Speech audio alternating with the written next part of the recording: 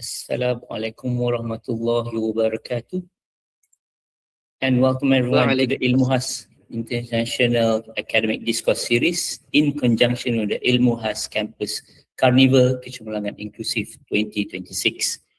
We are live on campus in Cheras, where the carnival is currently taking place today and tomorrow. It is a great pleasure to see fellow lecturers, colleagues, students, and friends from all over the country with us today. I welcome you all. We have people joining us directly on Google Meet. The registration so far, we have 80 people registering, the last I've seen them, and many more who are currently streaming live on YouTube. Obviously, they are on their way back home, or at least enjoying this live broadcast from the comfort of their homes. Ladies and gentlemen, this discourse is an annual event organized to bring academic discourse to you.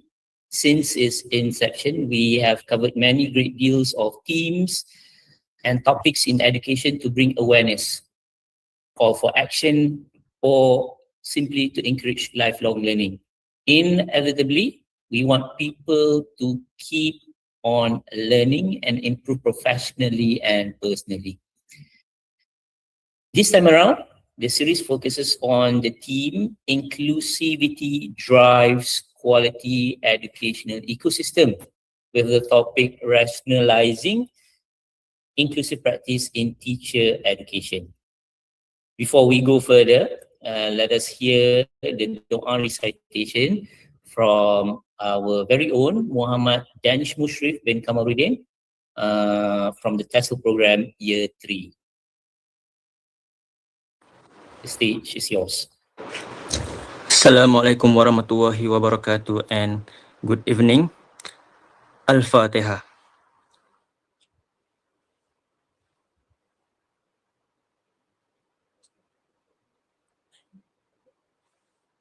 A'udzu billahi minasyaitonir rajim. Bismillahirrahmanirrahim. Alhamdulillahi rabbil alamin. Hamdan yuwafi ni'mahu yukafi mazidah. Ya Rabbana kama yanbaghi li jalajika karimi wa azimi sultani. In the name of Allah, the most gracious, the most merciful.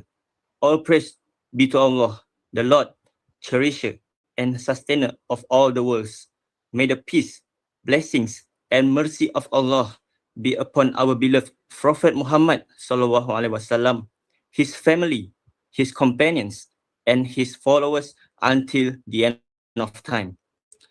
O Allah, we seek your forgiveness for all our sins, for the ones we have committed in the past and those we may commit in the future, the ones done in secret and in public, and for any excess or negligence in our actions. Indeed, you are Al-Muqaddim, the bringer forward, and Al-Mu'akhir, the delayer. There is no true deity except you. Allahumma ya Hanan ya Manan, O Allah, the most compassionate, the most generous, with your mercy and protection, we are blessed together here today in conjunction with the Ilmuhas International Academic Discourse Series 2026. We humbly beseech you, O Almighty Allah, to grant us beneficial knowledge, understanding, and wisdom.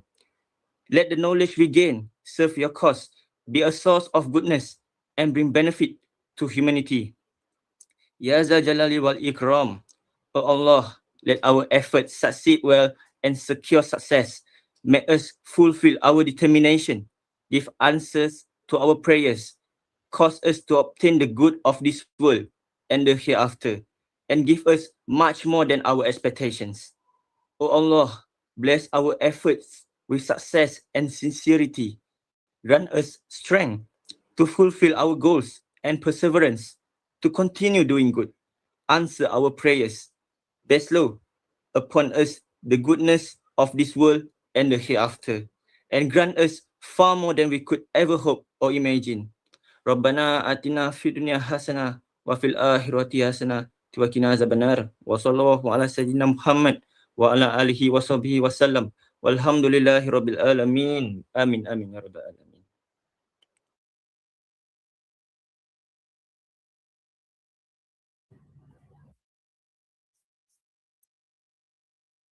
Amin, amin, ya Rabbal Amin. Thank you, Danish, for leading us in the prayer just now. Without further ado, I would like to welcome, or let us at least listen in to Dr. Nirwanas binti Muhammad Rashid, the Director of the Institute of Teacher Education Malaysia, Ilmuas Campus, for her speech.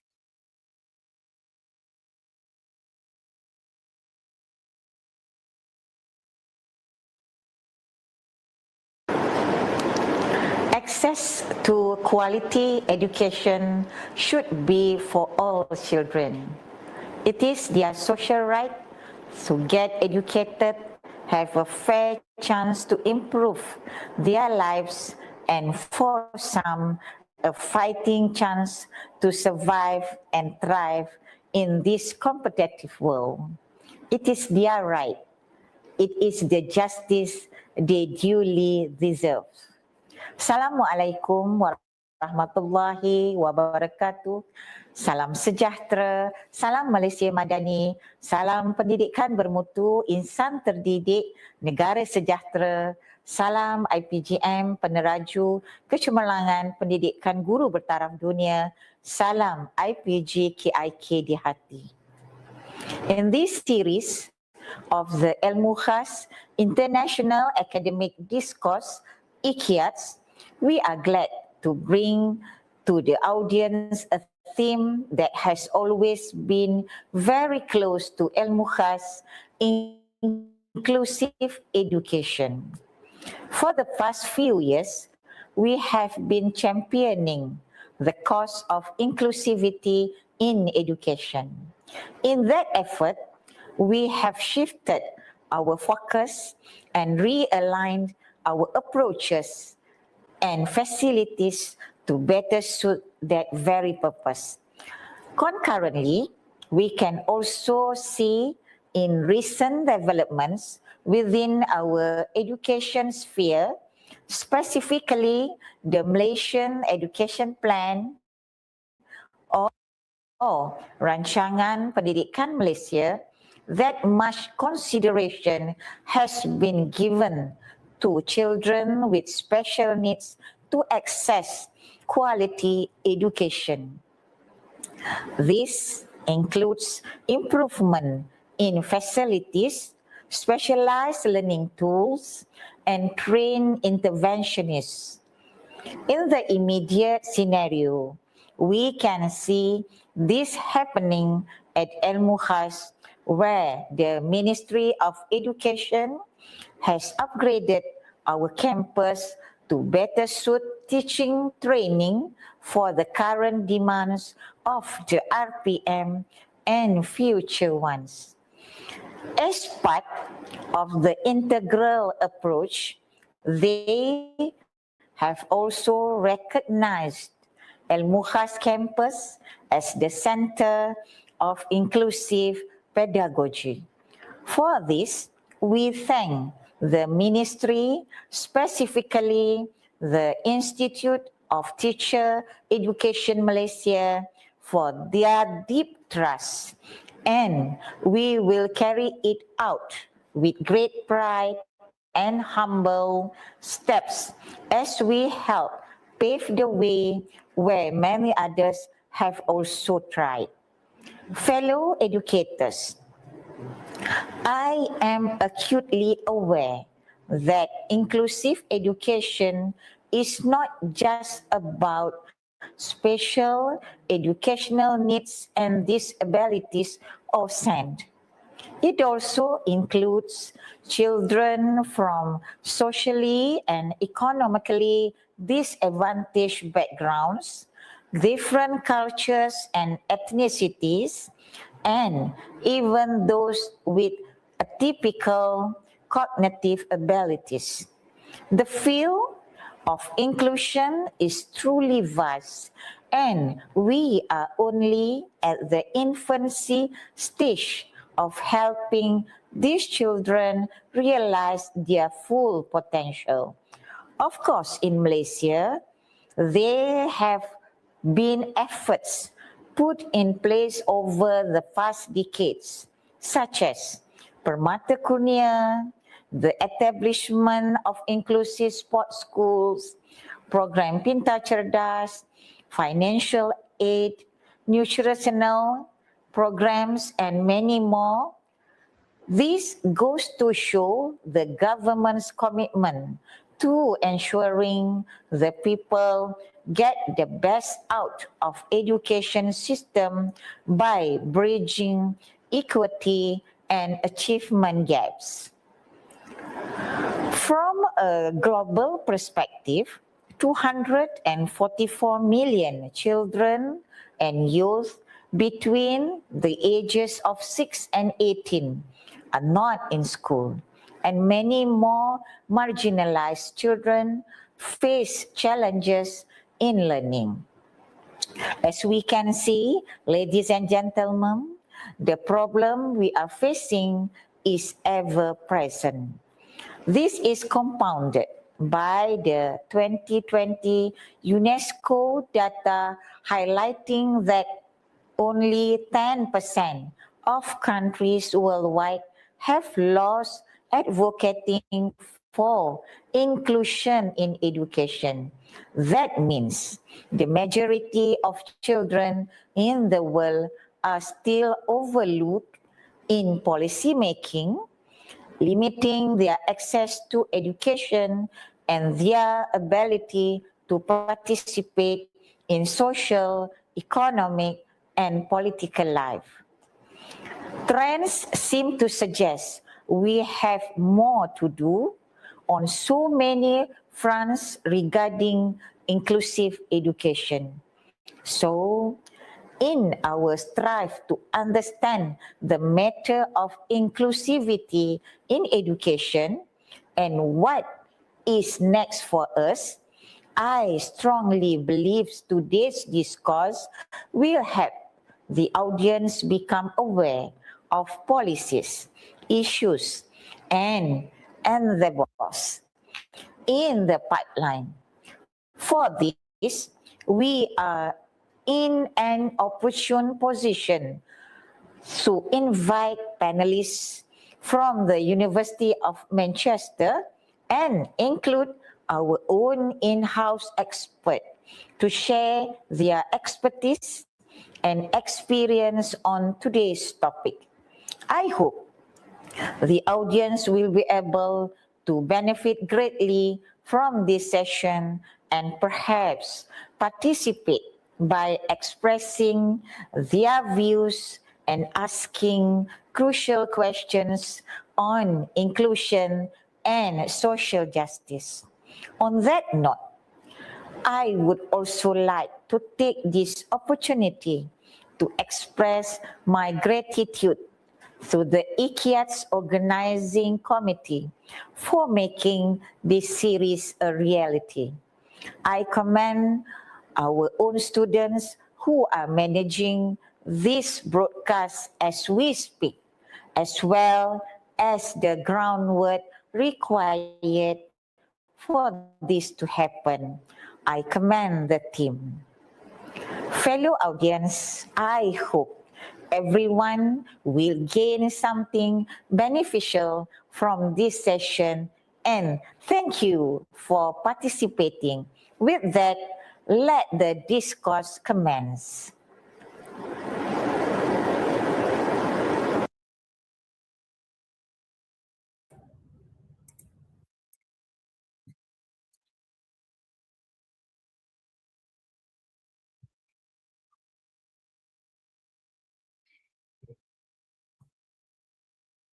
Truly an eye-opening speech, and I, on behalf of the Ikiads team, reciprocate the appreciation given to you, Doctor. For your information, today's program is supported by the Yayasan Guru Tun Hussein On, or YGTHO. The organizer truly, the organizer truly appreciate the foundation contribution in making this series of Ikiads a reality. Thank you, YGTHO. Now, ladies and gentlemen, we will begin the discourse. To give a bit of an overview of today's program, we are going to have the first panelist, Dr. Nasharil, where he will talk about social justice and education.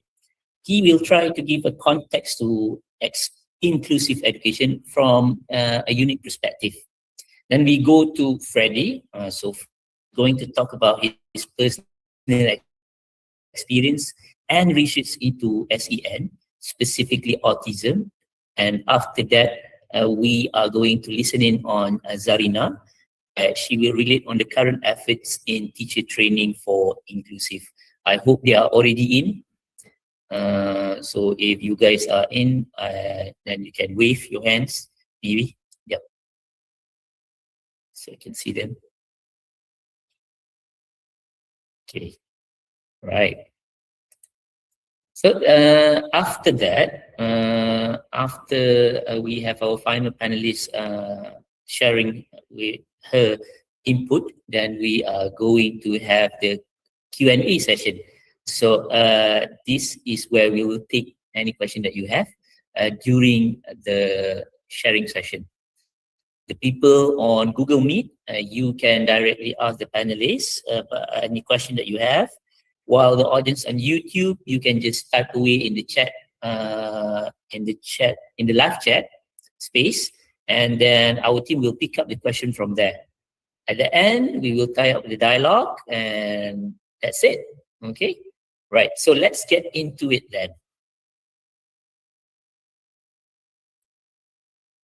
So the first off is going to be Dr. Nasharil. So he's going to be talking about decolonizing inclusive education in Malaysia. So, hello, Dr. Nasharil, are you there? Yeah, I'm here. Can you all hear me? Yes, I can. Welcome.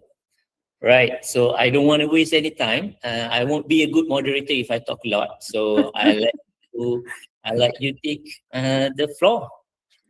Yeah, thank you so much. I'm going to time myself as well because I know I'm only given 15 minutes and I don't want to take any more of the time that I'm given. And I'm going to start now. Thank you very much. My very dear friend, El or Al Lamare. I don't know what you all call him, but I call him El or Al Lamare. A very good evening to all. Assalamu alaikum, and a very good morning to Freddie. So my name is Nasharil. I'm currently a teacher at Sekolah Sultan Alam Shah in Putrajaya. I recently left the University of Manchester actually earlier this year. Not earlier this year, I think in late February, and I'm back in Malaysia after a while. And in which Freddie and I, we are very close in Manchester. We work very closely together. We're colleagues. We were colleagues. No, I would say we are still colleagues. I've recently been awarded the honorary position at Manchester, and therefore I'll get access to the university as I like, and I'll be conducting research alongside the university for the next 3 years. Oh, thank you. So for the next 3 years, I'll be intensively conducting research and hoping to, produce a lot of research paper as well as contribute to knowledge. I think that's what's even more important. Can I have, the next slide says, I think I'm going to talk through a little bit so that we don't get lost into what exactly that I'm going to discuss today, because I would like to believe that it is a rather heavy topic to be discussing within 15 minutes. And I'll try to do my best in ensuring that everyone will be on the same page. So when Al approached me, I think we had quite a long discussion about inclusive education, which was good. That's the whole purpose of an academic discourse in the first place. I had the opportunity to teach inclusive education in Manchester, one of the modules or one of the courses, and I thought it changed a lot on my perspective about inclusive education, in a sense that the way that I would approach inclusive education in my home country is very different from the way that other people would do it. Is it wrong to do so? No, it's not. It's just a different way of doing it. And for me, I thought it was really interesting for me to do so. And there's a lot of reflection going on there. And I thought it would be great for me to actually share some of what I found with my experiences back then. But at the same time, as much as I would like to talk a lot about inclusive education, I think I'd like to stay true to my field of study, which is social justice in education, sociology of education. I'm an English language teacher, but a lot of my thesis, my research, my PhD deals a lot with social justice of education, the idea of power and where power is located, and it doesn't stray too far from inclusive education at the end of the day. And I'd like to begin the session because you will see a progress. I'll start first, and then Freddie will talk about his experiences. I thought he had, or what he has.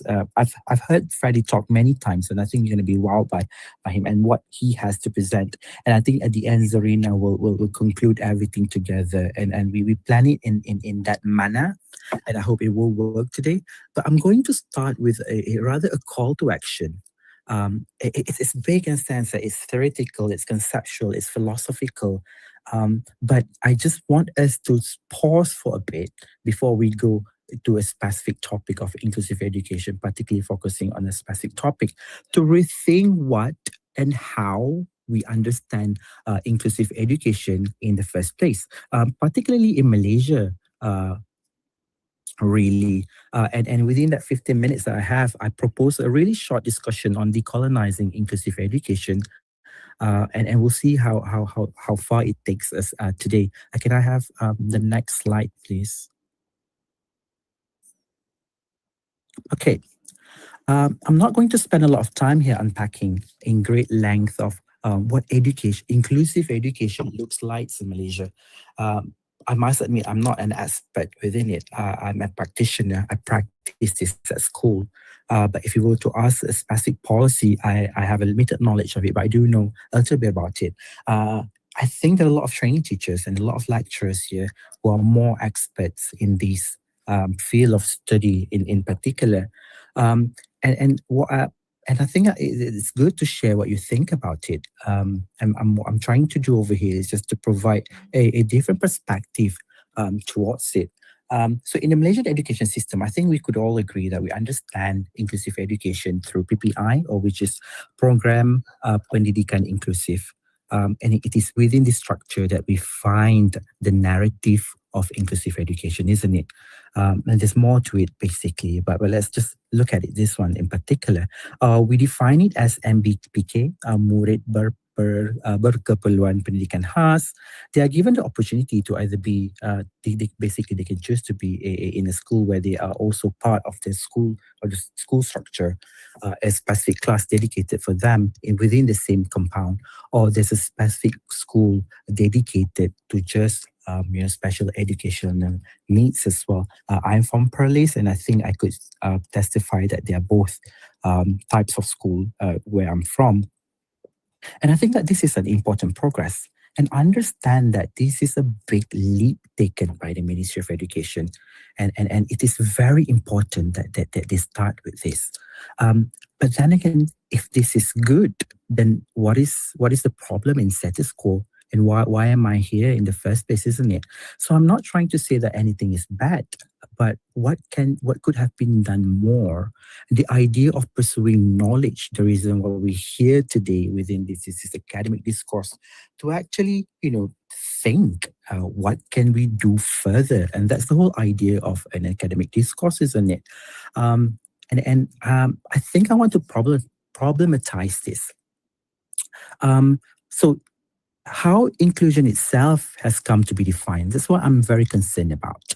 I had the opportunity today to be in an event with the minister herself, the YB Minister of Education, in which my students talk about the ontology of something in which I've been unpacking in my class lately, and they had the opportunity to be invited by the minister to personally see her in the office, and we talk about the idea of ontology, where the word how the meaning comes from. And I think it's important for us to take a step back and look into it. So to understand inclusive education is to trace back where it first came about.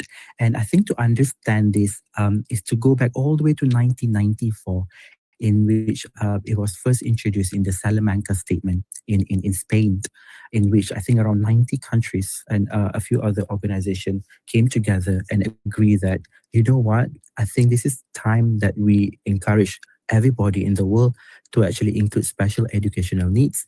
Although it has been, the challenges has been a while now, but it is not until 1994 that, everybody agree that, no, that's it. Let's just create a policy that we need to do this.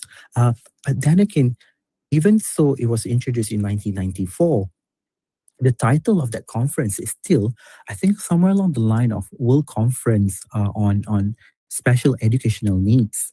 I think the word access is there, the word equality is there, but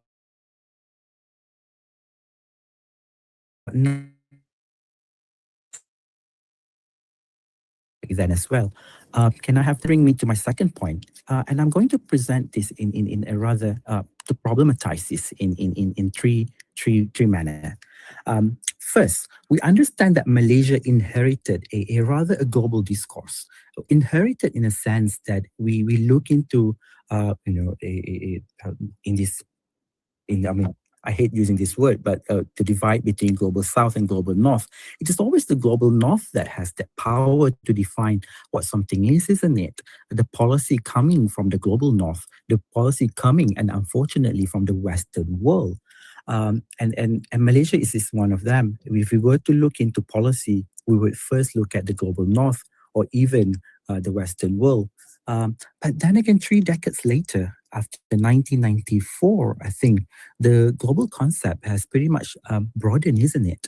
And I wanted to all of us to take to pause for a little. How about Malaysia? Have we broadened the definition of inclusive education from 1994 to today in 2026? What have we done? So whether the question of Malaysia's conceptualization and the meaning of inclusive education has broadened, I leave that to you to actually reflect that together. Secondly, research shows a heavy reliance on the Western definition. I think as we import, we adopt and we adapt. And don't get me wrong that I'm not trying to reject this idea of the Western domination or the idea that the global north has the absolute power to it. Far from that.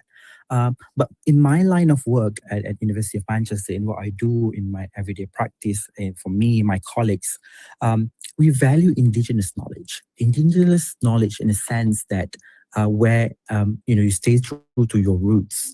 As a Malaysian, I stay true to my knowledge, my way of being and knowing in sociology, as we would call it. So I think my call to action over here is to understand Malaysia, is to also understand that 69 years of Merdeka, Malaysia is a post-colonial, multi-ethnic, multilingual, multicultural a country. It is a global south country, and we must admit that. And that say a lot about Malaysia, isn't it? And we need to acknowledge that we have our own problem. 69 years in Malaysia, I think we have our own educational history.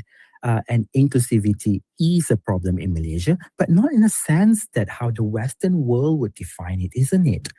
And third and most important is that the selective dimension of inclusive education. So if inclusive education is understood as, a special educational needs only in this country, what about other forms of inclusivity? What about other forms of exclusion happening in Malaysia? What about class, social class? In my line of work, I look into social class a lot. What about language, the hierarchy language that exists in the country? I'm an English teacher. In particular, we can see that a certain area around the country. I hate to do this to you, Fred, but we have only 5 minutes for you. Yeah, right? I'm aware of that. Don't worry about it. Thank you for reminding me. It's so very fascinating what you talk about, and I am holding myself from asking more questions. All right, continue. Okay, all right. So I think I'll go back to the question of what about class? What about even gender?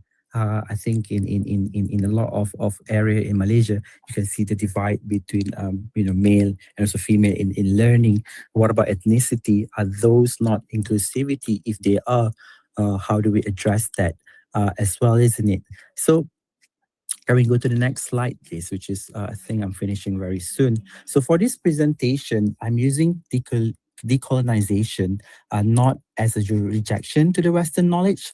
I think it will be very simplistic for me to just merely dismiss whatever that have been done, isn't it?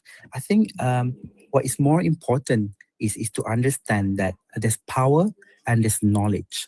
So a decolonial lens is concerned with this idea of power and knowledge, isn't it? I think where I'm going with this really is that for me, a decolonial lens is again, I go back to how I started my presentation. It's a call to action, not I wouldn't call it a rejection, to decolonize it, to reject. No, it's not what I'm talking about. It is also not to have the idea that Western construct is bad or the global North construct is bad, but more on shifting our attention to Malaysia in itself, isn't it? Attention to our learners. I am a teacher. I teach on a daily basis in my class. So I deal with my own student, my students, my problem. So instead of asking questions like how do we include them, I think it's about time that we pause and ask question about whose knowledge is legitimate. And I asked that a lot in my thesis. Whose voices is heard and whose experience is included or excluded. Do we turn to Western theories for examples? Do we turn to Western theories for research paper, for practices, for good practices? Do we even see them as universal, isn't it? And I think that is really crucial for us to do that, isn't it? Can I have the last slide, please?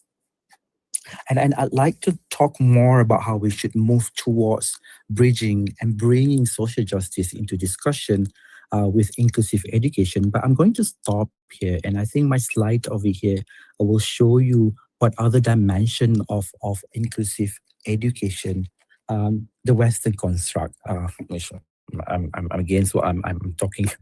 Okay, so but basically the idea of what about, if we focus so much on disability, we focus so much on special educational needs. What about language, gender, social class, rural urban background? As somebody who was born and raised in Perlis, I'm very I champion the idea, the divide between rural and urban. How about ethnicity? How about language? Where we are located and how they intersect to create to define a particular person is even more important. And I'm going to stop here now. And I know that my colleagues over here, they are going to continue talking about this. They're going to show you, I know Freddie is going to show you a good example of how the UK in particular has helped him as a person himself, how they do things over there. And I think it will be a good way of furthering the discourse now. Thank you so much.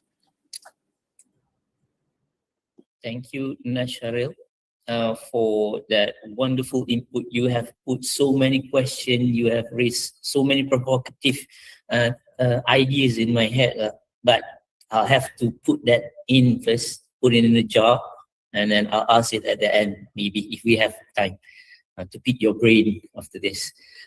So without further ado, I'm gonna invite Freddie on to talk about his experience and his research into the SEN field. So hello, Freddie, you there? Yes, can you hear me? Yes, thank you, Freddie. Right, No problem. it's all yours. So obviously, Dr. Nasharil just told us all about the negatives of colonial thought, but here I am, a white British man, about to tell you about my experience in the UK. Don't worry, I hope that Sharil was right when he said I was a good speaker, but we'll find out. So I'm Freddie. I am a final year PhD student at the University of Manchester, so not quite a doctor yet, but it's coming soon. And I'm going to talk to you today about basically my journey from being a participant as in someone who would be considered as having special educational needs, to now a researcher who works with specifically non-speaking autistic young people. Can I have the next slide, please?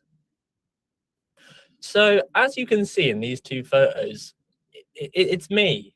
That one of me as a child is just after I was diagnosed with autism, dyslexia, dyspraxia, and a very, very unkind label that we have in the UK called global developmental delay, which basically means my entire cognitive functioning would be fundamentally delayed.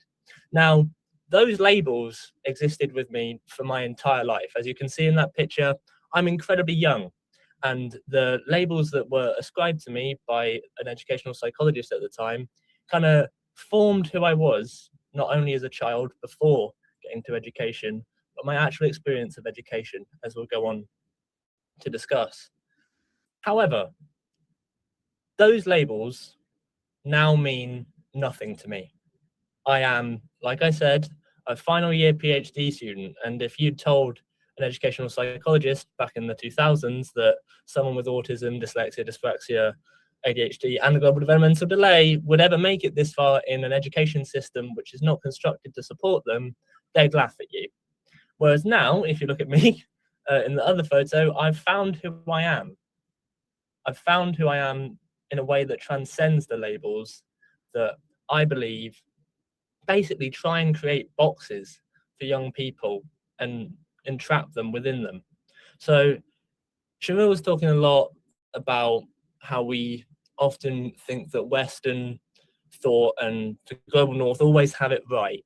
I fundamentally reject that, not only in my own personal experience, but in all my research. Because if the diagnostic terms, which, let's all be honest, have mainly been constructed with white, middle-class, Western boys, often as late as the 1940s, are still being used today, how can they possibly capture who we all are, your learners all are, as individuals? Can I have the next slide, please? So here is a photo of me in the mainstream school. Now, can anyone, I'm obviously, because there's so many people, not expecting anyone to actually guess it, but can anyone see anything different with me in this photo? Can you even spot me? No? Joel, No, you can? no, No? no, everyone's the same. They look normal. Literally. And yet somehow I was always singled out as being different and often worse than. So in this school, I was given no additional support because it was a mainstream school, apart from one teaching assistant. Now, this teaching assistant worked with me throughout, kind of from the ages of 4 till I was 11. And they were almost my sole supportive adult in this school. They helped me with things that I struggled with most, such as reading and writing. And they also kind of were there with me on the playground at times where I couldn't communicate my feelings or indeed my wants and needs with other students my age because of my differences. But if you were to look at me, you wouldn't suggest anything different about me. However, the school felt that because of my additional needs, I didn't belong in this class. They felt that because of the labels, like I was saying, that I had been given by some doctor who'd met me for 10 minutes, that I didn't belong with my peers. So they tried to send me to a special educational needs school. Now, very similar to the structure of education in Malaysia, we in the UK have basically a 2-tiered system, and it is unfortunately a tiered system. So mainstream school is kind of the school that most, if not all, young people will be able to attend, with special schools being kind of a secondary level, because at mainstream schools you can attend and you can get your GCSEs, you can do your A-levels, you can do what we call CAT tests, which set you up for a career and the opportunity to get into higher education, such as university. However, at this key juncture, if I had been sent to a special educational needs school, I would not have had that opportunity. I would not have had the opportunity to take my GCSEs, get my A-levels, and end up doing what I'm doing now at the University of Manchester. Can I have the next slide, please? Basically, the way we got around that is we turned me into a research participant, as you can see from this news clipping in 2006. This is me sat still in that mainstream classroom, but on something very different. Basically, my teaching assistant bargained with the teacher who was my main teacher at the time to let me stay in the class if we managed to control some of my behavioural outbursts through a special chair. Now, I don't know if you guys can see, but that chair is connected to the table. The reason for that is because when I got frustrated in class, for example, if I was struggling to read or complete a maths task, I would often throw things, either that being the chair or the table, which was obviously very disruptive. However, with this new system that the teaching assistant came up with themselves, I was able to complete my mainstream education, go on to do my GCSEs and indeed my A-levels, as if kind of nothing was wrong with me whatsoever. And I think that's what I love to challenge in my own research, is the idea that all this time, from the very age I was diagnosed, I was told that there was something that was inherently wrong with me. However, the more time I spent in education, the more I realized the problem wasn't inherent to me, it was the system in which I was currently operating. For example, here, it was the chair and the table that I was sat at that helped me make it through. But as I moved on up through to university, I found that it was my peers, it was my lecturers who allowed me to learn in a style that suited me more, giving me more agency to go and pursue ideas that I found interesting and was passionate to learn about. That led me to do the crazy thing, which I'm currently doing, which is my PhD. Can I have the next slide, please?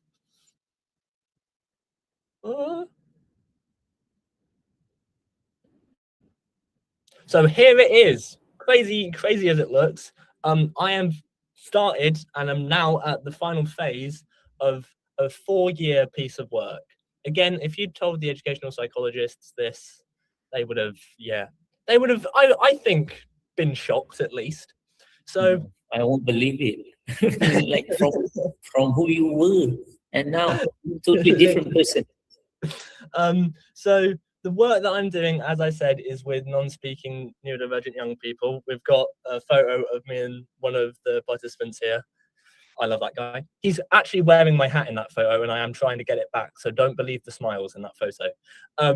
The way that the study works is we did a review of current methods that were being used to work with non-speaking neurodivergent young people, including autistic young people, and basically then brought these existing methods to interviews with parents, adults who were formerly non-speaking, like me. I didn't talk till I was 7. I know it's hard to believe now, seeing as I've not shut up for the last 15 minutes. And educational practitioners like speech and language therapists, teaching assistants, and teachers. Then we worked with them to create kind of a sign-mediated method that we could then work with the non-speaking autistic young people themselves to find out a little bit more about how they experience education. So within all of this, going back to what Cheryl was talking about, is the rejection of kind of normalized Western ways of collecting the views of young people and trying to find new methods of meaning making that don't rely on speech of any language and just rely on, in the cases, as we'll go on to see, different artistic and creative approaches to allow non-speaking autistic young people to express themselves. So can I have the last slide, please? So how does it work? Well, the way that we're doing it at the moment is through arts-based methods. So a lot of this is currently just drawing, but the next stage is basically to create videos. The way in which the videos are going to be created is the young people are going to wear cameras on them and go about their day at school to kind of capture from their own perspective what it is that they enjoy. what the spaces are that they feel safest in, what classes and friends they like hanging out with, and that is then going to be analysed and used to inform how we can create a more inclusive education system for basically a case study of young people who I'll be working with. What we've found so far from the arts workshop is that there are so many interactions between non-speaking autistic young people that I think are often ignored. I think, like we were saying with the labels, there is an assumption that once someone is given a label such as non-speaking or autistic or global developmentally delayed, it is then assumed that that's it. There's a cap on their kind of potential. Whereas what we're finding is that is not the case. There is so many kind of examples of creativity, intelligence, initiative, that if you search for and if you focus on working with the young people themselves, you will inevitably find. So I find my work in this regard really important because it kind of is like a personal vendetta. I'm doing it not only to support the agency and empower the young people who I work with, but also to remind the inner younger me that just because I was told at the same age as many of these young people who I now work with that there was something different or wrong with me, that I shouldn't let that dictate how I live my life, or indeed how I let people view me and think of my education.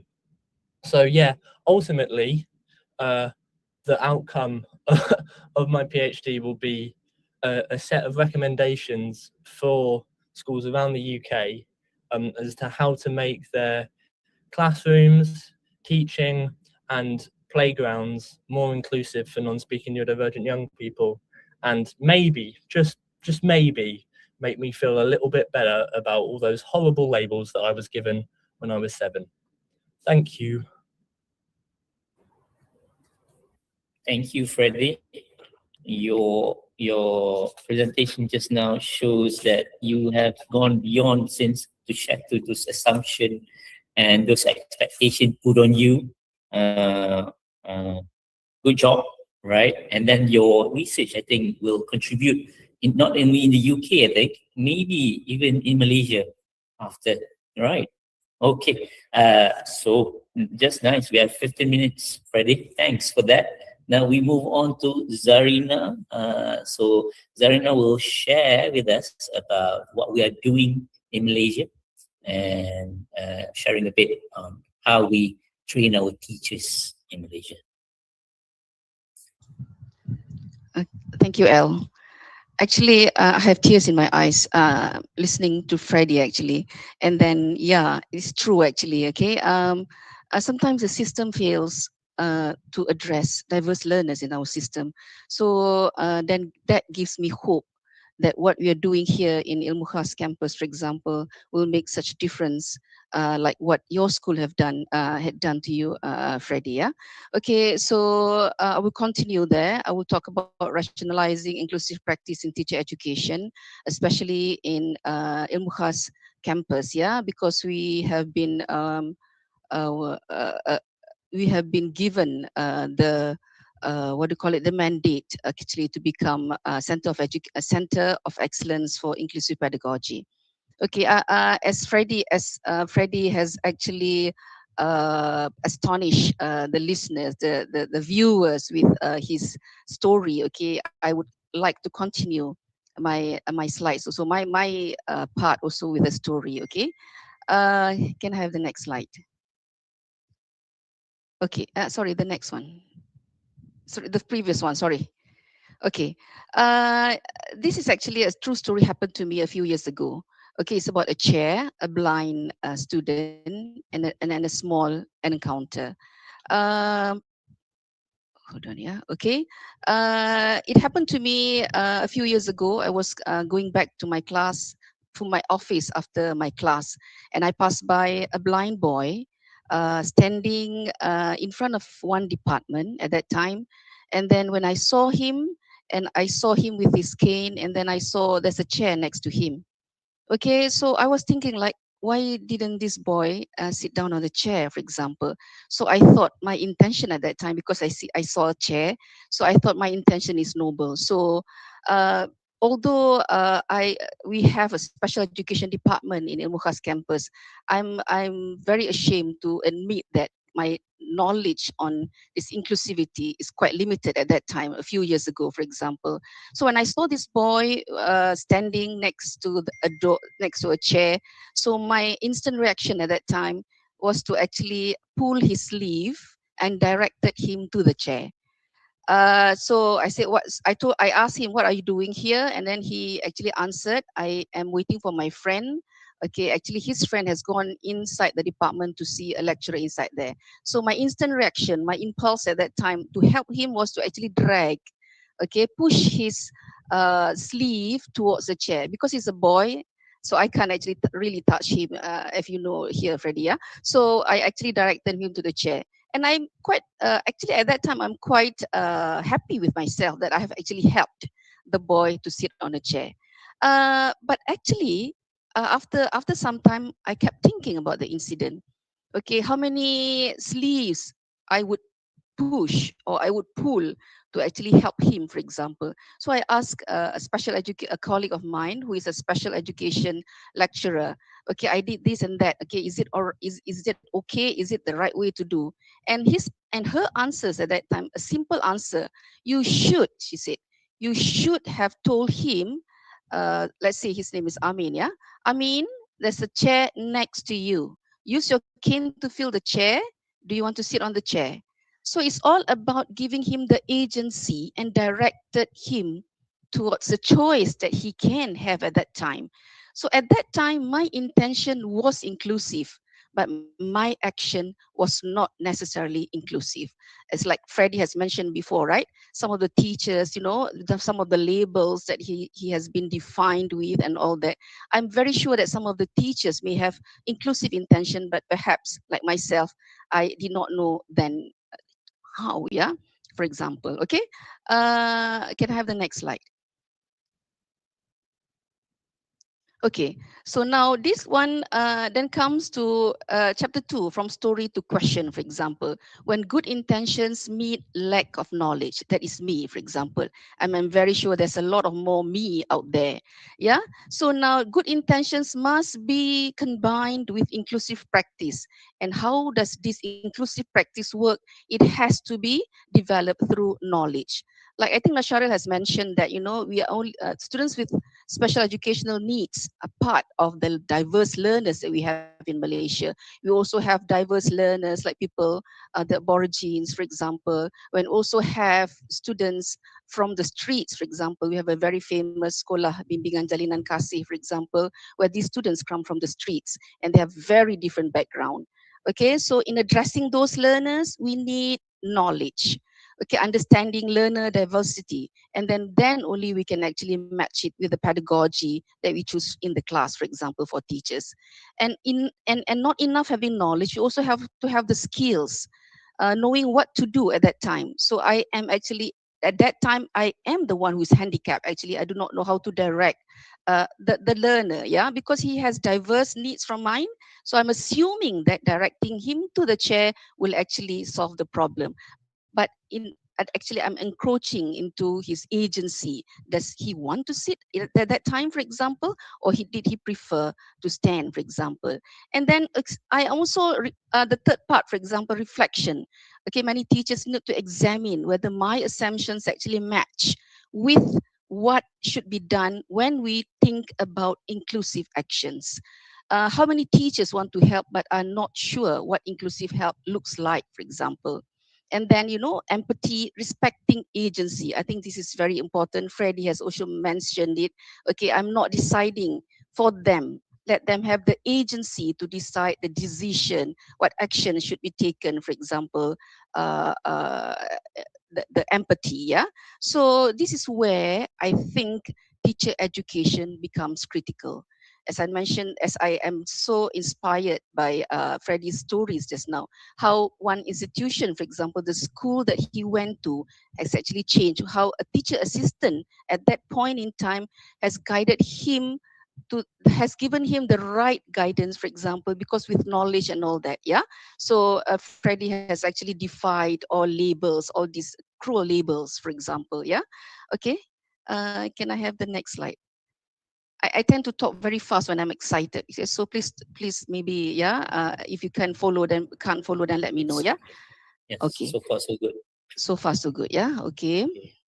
And the time also, yeah. Okay, so now from one chair to a center of excellence, yeah. One encounter the chair, and then the question, what does inclusion require? So here in Institute of Teacher Education in Mukhas campus, towards becoming a center of excellence, we have actually developed the development of our institute as a center of excellence is done in three elements, yeah. So the first part is the infrastructure and the infrastructure. Okay, I think this one where all most money actually were pumped in, yeah, to have accessible ramps, for example, to have tactile pavement, for example. We are also in the development of infrastructure, having a repository for best practices, for example. Okay, experiences from learners themselves, for example. At the moment, in Institute of Teacher Education in Mukhas campus, we have about 25 students with multiple disabilities, yeah, with special educational needs, we call that. We have the visual impaired students, the hearing impaired, even the physical disabled students, yeah. So this is one component that we are developing now.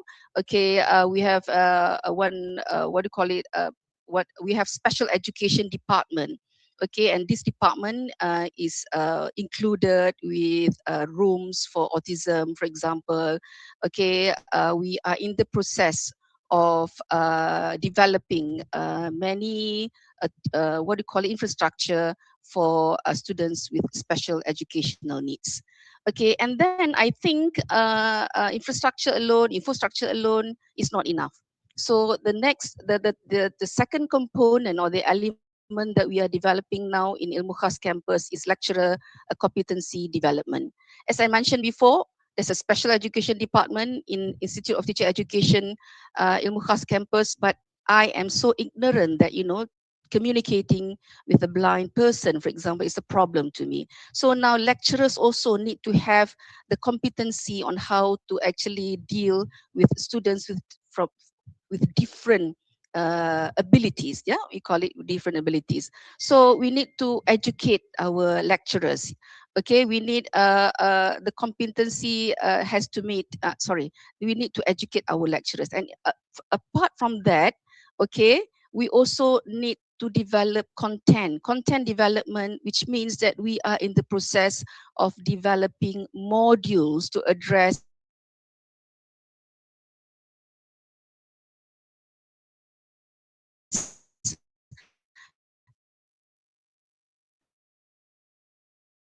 Okay, so I think with these three components that run together, for example, the infrastructure has to be right, okay, the content must be there, and then the lecturers who are running all this must be competent. We hope that we will create a very inclusive environment for learners with special educational needs. So we are in the process of developing that towards Center of Excellence and making it sustainable. Yeah. Okay, can we have the next slide? Okay, so we are in the process of developing that, for example. Okay, we are now the modules, for example, is actually used to educate lecturers. We have modules. We also have research. Yeah. Okay, and then when we have modules, we also do continuous professional development. Okay, not only for our own lecturers.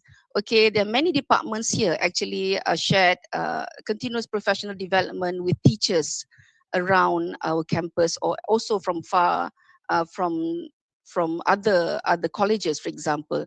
For example, the music department, they have a short course called musicability, okay, where they actually include students with special educational needs into the music, for example. So in several of the ways that we are including them in the a short course.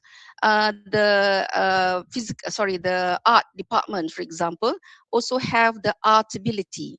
This is also to address students with special educational needs through arts. Okay, we have done series of them. We have done it to teachers. We have done it to students. Okay, and also we have this physical education department. Okay, they're developing sports ability, okay, to actually address the needs of students with special educational needs. Here in Ilmu Khas campus also, we also have an innovation. We have just recently, it's actually yesterday, we completed our PEDATED, for example. Okay, this is all about pedagogies for inclusive, the team for this year, yeah. So we also have, okay, whatever innovations that we have, the students have, for example, teachers to be have, for example, they actually can try it out in our teaching schools. We have teaching schools, for example, so they use whatever innovations that they have to actually test it in in our teaching school. So far, we have a few around the campus, for example, in KL.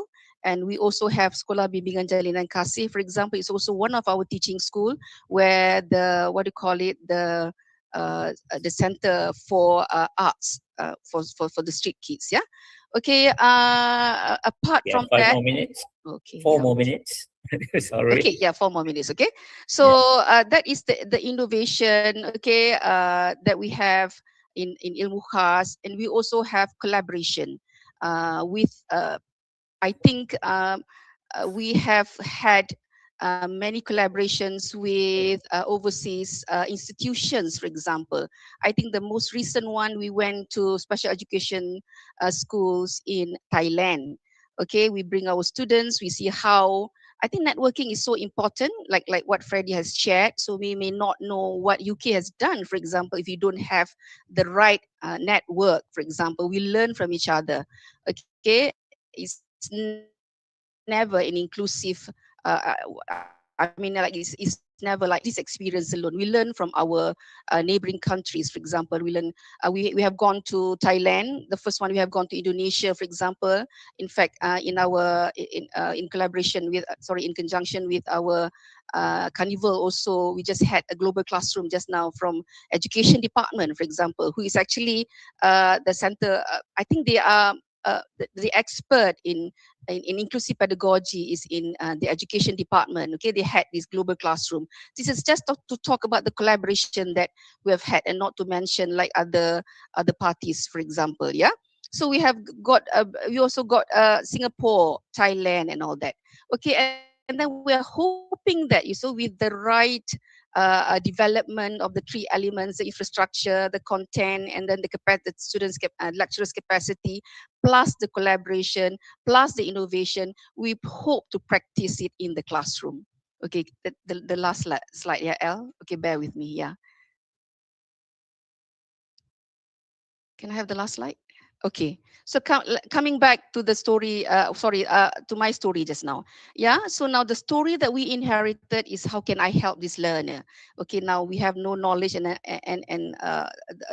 what do you call it, the ways to do it, and then we are learning from that. The story that we are learning is, how can I create an environment where this learner can participate independently?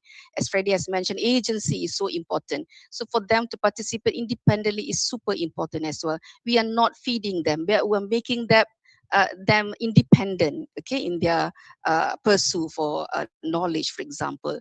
And the story that we want teacher education to tell is, how can we prepare every teacher to design for learner diversity? As Nashari has mentioned also, yeah, we are not only focusing on students with special educational needs like the disabled, but also the diverse learners, like, you know, the one that I mentioned before.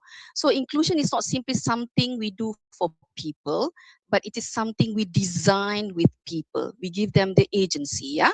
So the intention might be noble, okay, but we have to couple it with knowledge, and then with knowledge, we practice it until it becomes a culture. Okay, thank you very much. Thank you, Zarina, and such a nice tie up to the whole story, right?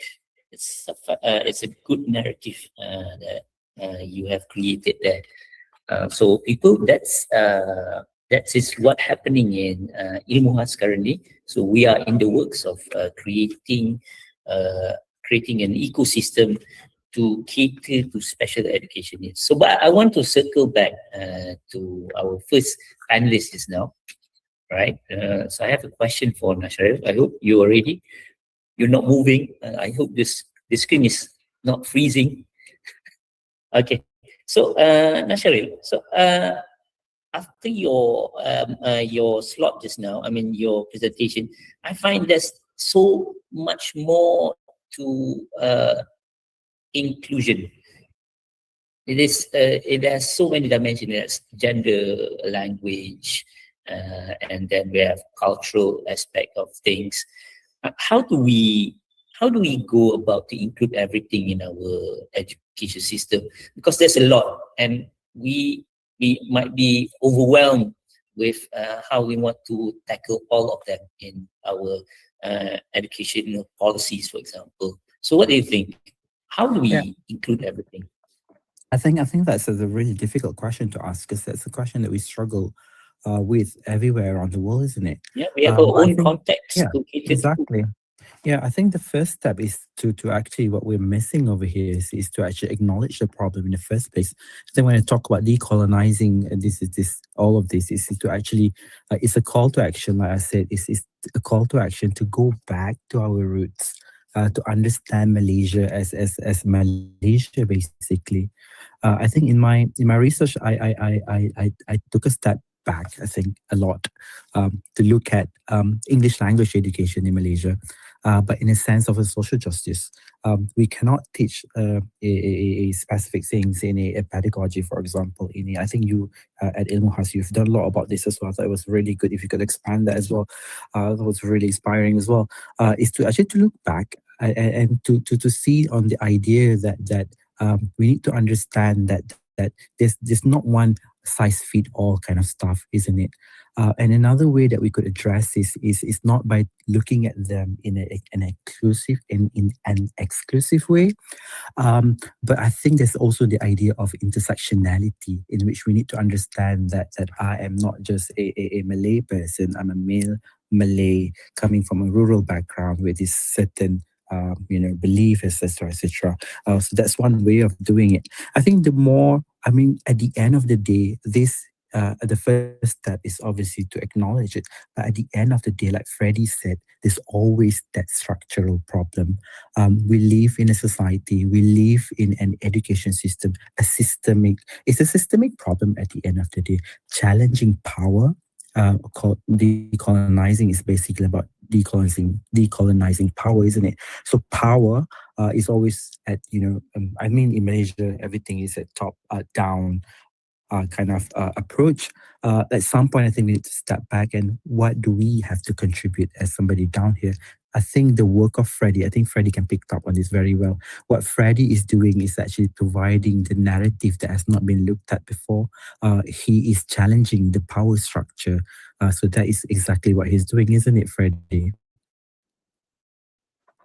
So, Freddie, if we give the ball to you now, are we doing enough, or our current approach is enough for special needs children in school? Relating to Nashar's points. Yeah, I think based off what Sharul was just saying, it is about switching the narrative and also the way in which we kind of value knowledge from kind of coming from a top-down point of view to more where we are asking the students what they need and using that then to feed back up. So what it is kind of called in fancy academic terms, evidence-based practice, whereby rather than just having a top-down, okay, we've formed this policy because, historically it's worked somewhere else, and we're going to feed this into all of our schools, it's instead flipping that and consulting with schools and students about what it is that they feel they need to support them, and then using that to inform broader policy. And it is difficult. I think I would always say that there's always room for improvement. everywhere. And I think it's all about trying to shake up this narrative that everything has to come from a kind of top-down perspective, and it's more about trying to find ways to reframe our approaches to include those who they actually seek to support, and include the students and teachers and all other educational practitioners about what it is that they need, and then using that to shape policy that way. I mean, that's the thing about it, isn't it? If we want to go into, we want to research into SEN or special needs education, we need to understand the situation. But the situation itself is difficult to understand because we don't know how to communicate with them properly because, well, the lack for better word, we lack the ability to communicate. We are different in certain situation, isn't it? Because how do we communicate well to understand? I mean, that's why you have us here, isn't it, Freddie? To conduct research, contribute to knowledge. I thought that this is also a good way to actually, with the time that we have, to actually end. I think I've worked with the Sekolah Jalinan Kasih, isn't it, Zarina, as well. I thought it was a very good first step to actually acknowledge the existence of this. I think Zarina could explain a little bit about this in the time that we have. Okay, I think picking up from what Freddie and Nasharil, okay, I won't go to Sekolah Bimbingan Jalan Kasih yet. Okay, like flipping the narrative. Okay, most of the time, the policy makers and all that, they make policies and all that without including the person of interest actually. Yeah, so it's actually happened in our campus as well, and we thought that we know. That's what, again, when I go back to my, if you refer to my slide again, the assumptions that we make. We think that this is the best for them. We think that, for example, lecturers may give students materials that they thought is accessible because now students with visual impairment, for example, they said that there's a screen reader, they can read everything. But this is our assumption. Okay, so some of the materials that lecturers shared with students, for example, are not accessible because, like, if you paste picture there, so that the screen reader will just read picture. You don't have that picture there, for example. So again, we come back to knowledge. Okay, and then knowledge, okay, coupled with skills, and also, again, having the person, it's themselves, okay, as to actually explain the needs analysis. What do they need, for example? And I think if we can answer certain questions very simple, like, the solution to this, 1 + 1, it's actually 2. I think we have solutions for everything in the world, for example. It's not as simple as that. It's more complex. There's a lot of underpinning elements and all that. Like, for example, when we go to Sekolah Bimbingan Jalinan Kasih as well, there are many, obstacles. It's not obstacles. I think there are barriers that sometimes we lecturers created because we assume that this is what they want. Okay, so flipping the narrative again, I think is a good start where we actually can try that, because this one comes from Freddie himself, for example, how people has actually narrated that this and that to them, and he has actually defied all these challenges. Yeah, all right. I think that's all from me. Yeah.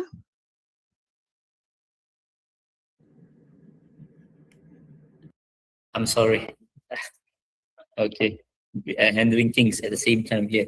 All right. So I've been reading up on some of the chat up here. So some of them mentioned about pemulihan. So that's very context specific, and that means remedial. We're talking about remedial and how do we want to do that in inclusive education. But I think time is envious of us. We only have 1 minute of time. So allow me, people, if you would let me, I want to conclude our session for today. I'm sorry, we are tied down by time. So correct me if I'm wrong. So from our discussion, from what I can gather, maybe we need to reconsider inclusive education, the definition, the subject matter itself, to include more since there are many more dimensions to consider, and furthermore, the effort is an ongoing effort to ensure that the rights of every children are being fulfilled. We have autism, we have blind students, we have deaf students in the classroom. But how do we want to include them into the mainstream? That's the problem, isn't it? And we have been dealing with this special condition for time, and we have realized this for a long time, that training and support for teachers to be, or teachers in the field, must take place in order to make our education, or inclusive education, a successful agenda at the end of the day. So with that, I think it's a wrap. The conclusion is just that. So I want to express my heartfelt thank you to all our panelists today. You have truly come up with valuable and useful input. I have so many questions. Maybe we can follow up on another collaboration after this. We have been in work for so many months. Nasharil and me have been in contact so many months. It's been so busy. Thank you, Dr. Nasharil, for setting this one up with Freddie. Okay, Freddie, you're an amazing person. All right. Okay, and Zarina, your input just now, your story is, I need to learn how to present well like you just now to create that story thing. Okay, all right. Thank you, audience. Your presence has truly warmed the organizer's heart, and me especially. And this is Elle, and that's all. Bye, everyone. Thank you very much for being here. Thank you.